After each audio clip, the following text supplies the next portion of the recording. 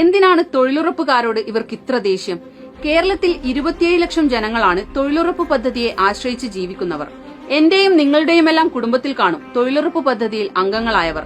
അവർ രാഷ്ട്രീയ നിലപാടുകൾ പാടില്ലാത്തവരോ തെരഞ്ഞെടുപ്പ് പ്രക്രിയ ഉൾപ്പെടെയുള്ള സാമൂഹ്യ പ്രവർത്തനങ്ങളിൽ നിന്നും മാറ്റി നിർത്തേണ്ടവരോ അല്ല.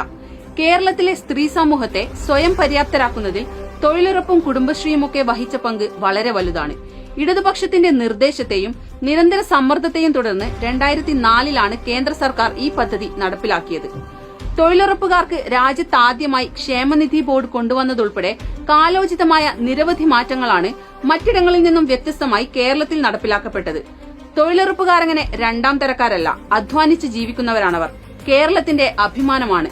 കോൺഗ്രസുകാർക്കങ്ങനെ അപമാനിക്കാൻ ഈ തൊഴിലാളികളെ കേരളം വിട്ടുതരില്ല.